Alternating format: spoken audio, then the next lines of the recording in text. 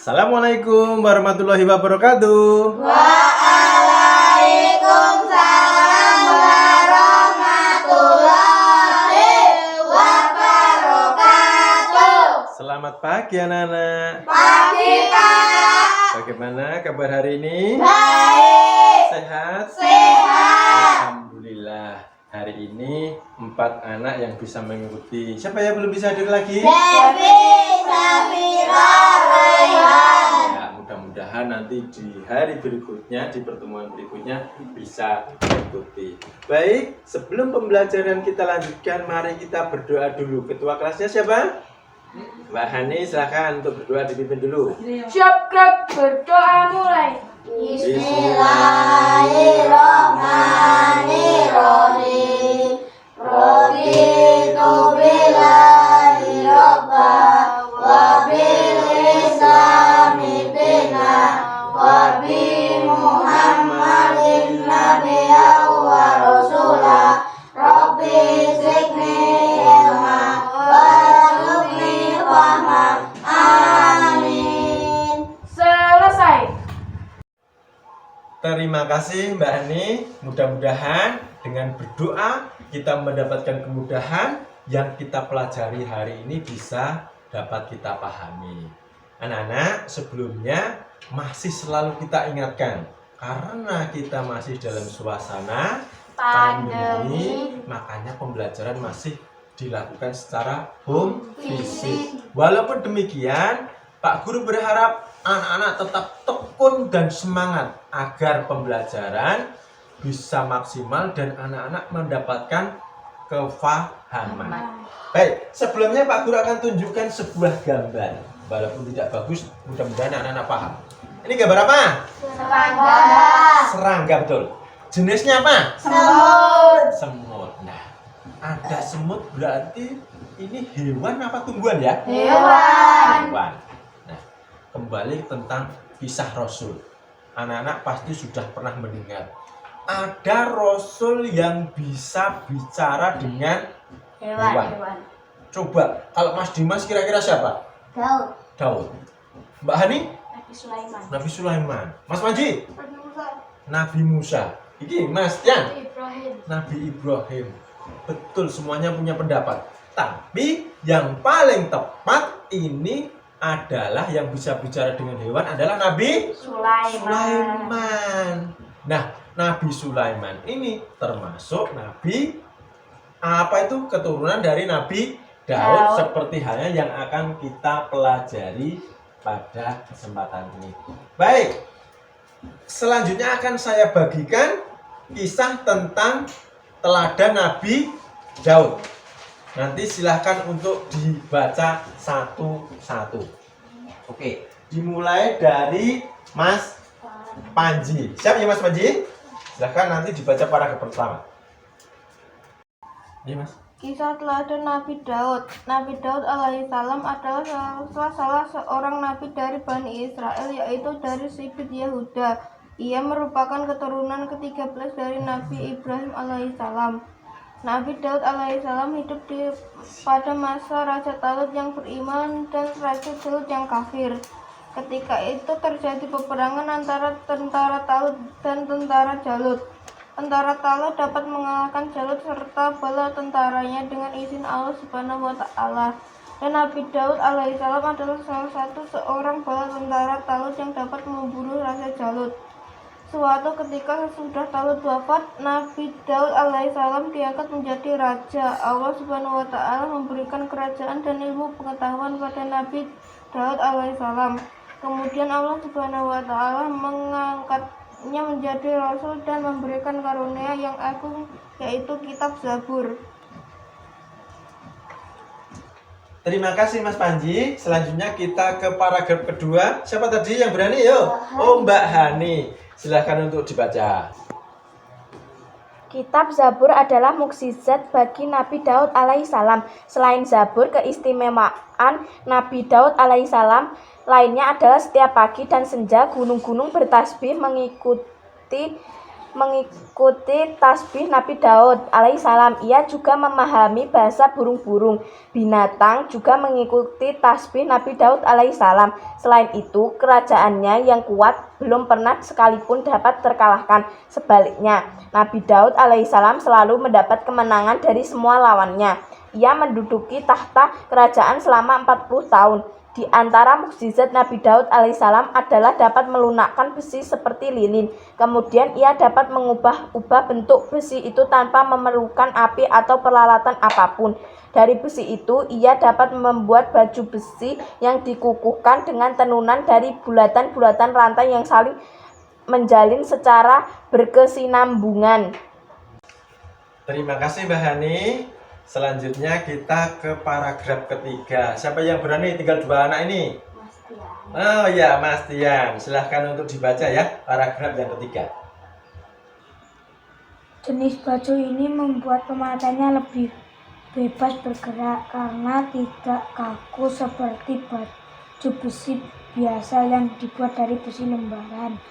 Tentu mukjizatnya ini disebut dalam surat Saba ayat 10-11 dan surat An-Nabiyah ayat 80. Allah Subhanahu wa taala memberi baju besi sebagai mukjizat kepada Nabi Daud guna melindungi prajurit dari serangan musuh Allah.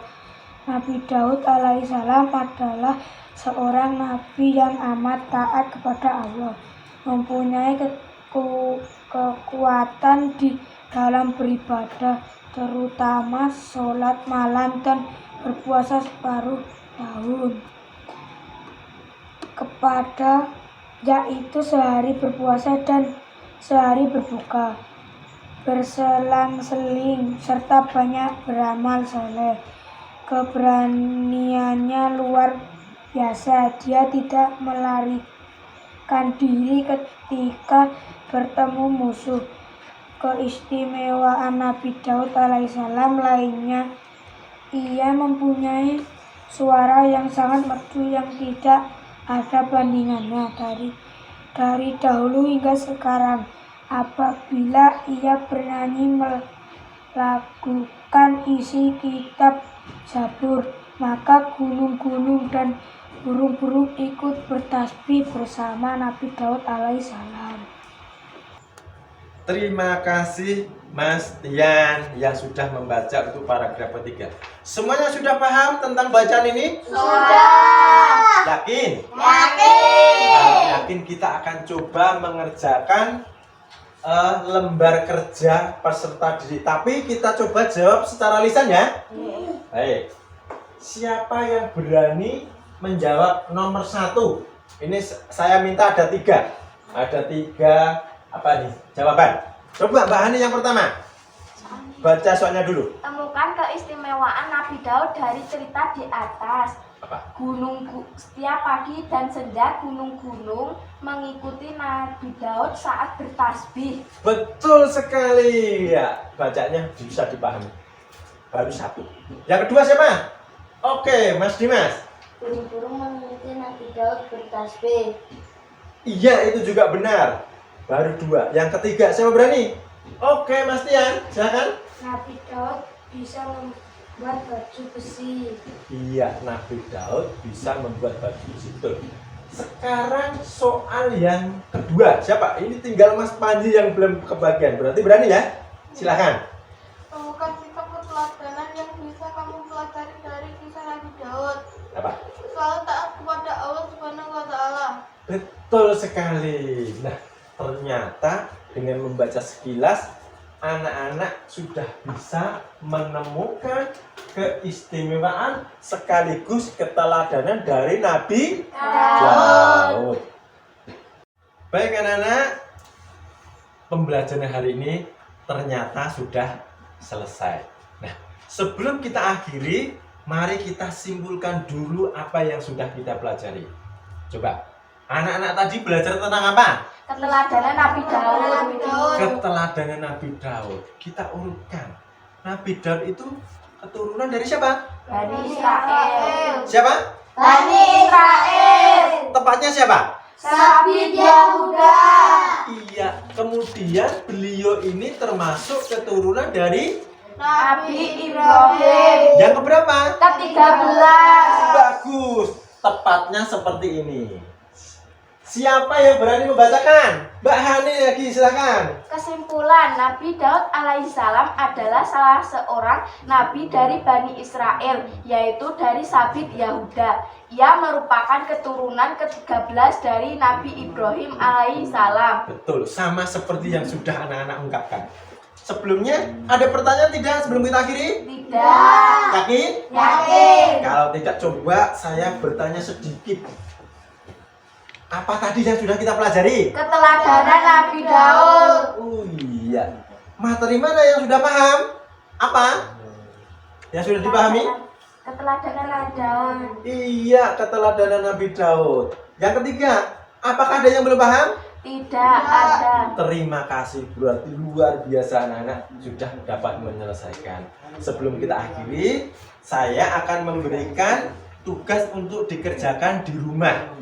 Tadi sudah saya berikan bacaannya. Sudah. Nah, soal-soal di bawahnya dikerjakan di rumah. Paham? Paham. Baik anak-anak, sebelum kita akhiri, kembali saya ingatkan. Karena hari ini dan saat-saat ini kita masih dalam suasana pandemi, saya berharap anak-anak tetap bisa menjaga diri dan menerapkan protokol kesehatan. Yang pertama apa? Memakai masker. Iya, itu penting sekali. Yang kedua? Mencuci tangan. Yang ketiga? Jaga jarak. Menjaga jarak. Baiklah, terima kasih. Mudah-mudahan kita semua dilindungi Allah dan terhindar dari COVID-19. Sebelum kita akhiri, kita berdoa dulu sebelum pulang. Silahkan Mbak Ani untuk dipimpin berdoa. Siap gerak berdoa mulai.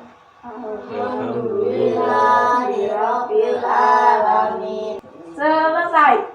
Terima kasih. Pulangnya hati-hati dan tetap jaga diri. Assalamualaikum warahmatullahi wabarakatuh. Waalaikumsalam warahmatullahi